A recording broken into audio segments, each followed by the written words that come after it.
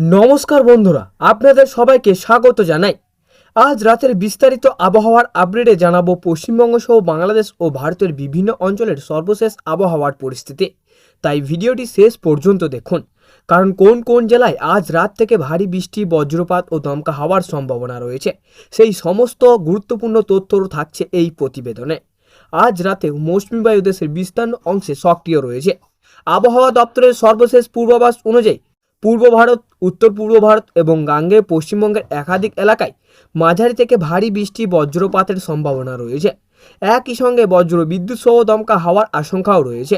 পশ্চিমবঙ্গের আবহাওয়া: উত্তরবঙ্গের দার্জিলিং, কালিম্পং, জলপাইগুড়ি, আলিপুরদুয়ার ও কোচবিহারে রাতভর মাঝারি থেকে ভারী বৃষ্টির সম্ভাবনা রয়েছে। পাহাড়ি এলাকায় কুয়াশা, ভূমিধসের ঝুঁকি এবং নদী নালার জলস্তর বৃদ্ধির সম্ভাবনা রয়েছে। অপ্রয়োজনীয় ভ্রমণ এড়িয়ে চলার পরামর্শ দেওয়া হচ্ছে। দক্ষিণবঙ্গের কলকাতা, হাওড়া, হুগলি, উত্তর চব্বিশ পরগনা, দক্ষিণ চব্বিশ পরগনা, নদিয়া, পূর্ব ও পশ্চিম মেদিনীপুর, বীরভূম, মুর্শিদাবাদ ও পূর্ব ও পশ্চিম বর্ধমান এবং বাঁকুড়ায় বিভিন্ন অংশে রাতের দিকে বজ্রসহ বৃষ্টি হতে পারে। কোথাও কোথাও দমকা হাওয়ার গতিবেগ ঘন্টায় 30 থেকে 50 কিলোমিটার পর্যন্ত পৌঁছাতে পারে। ভারতের অন্যান্য অঞ্চলের আবহাওয়া: আজ রাত থেকে গুজরাট, রাজস্থান, মধ্যপ্রদেশ, মহারাষ্ট্র, বিহার, ঝাড়খণ্ড, উড়িষ্যা, উত্তরপ্রদেশ, উত্তরাখণ্ড, হিমাচল প্রদেশ এবং জম্মু কাশ্মীরেও বিভিন্ন এলাকায় ভারী থেকে অতি ভারী বৃষ্টির সম্ভাবনা রয়েছে। পাহাড়ি এলাকায় আকস্মিক বন্যা ও ভূমিধসের ঝুঁকিও রয়েছে। বাংলাদেশের আবহাওয়া: বাংলাদেশের ঢাকা, ময়মনসিংহ, সিলেট, চট্টগ্রাম, খুলনা, বরিশাল, রাজশাহী ও রংপুর বিভাগের বিভিন্ন স্থানে রাতের বৃষ্টি অথবা বজ্রপাত বৃষ্টির সম্ভাবনা রয়েছে। কিছু স্থানে দমকা হাওয়াও বইতে পারে। বিশেষ করে উত্তর পূর্ব অঞ্চলে তুলনামূলক বেশি বৃষ্টির সম্ভাবনা রয়েছে। জেলা ভক্তির সতর্কতা: নিচু এলাকায় জল জমতে পারে। বজ্রপাতের সময় খোলা মাঠে অবস্থান করবেন না। গাছের নিচে আশ্রয় নেবেন না। প্রয়োজনে বৈদ্যুতিক যন্ত্রপাতি বন্ধ রাখুন। নদী ও পাহাড়ি এলাকায় সতর্ক থাকুন।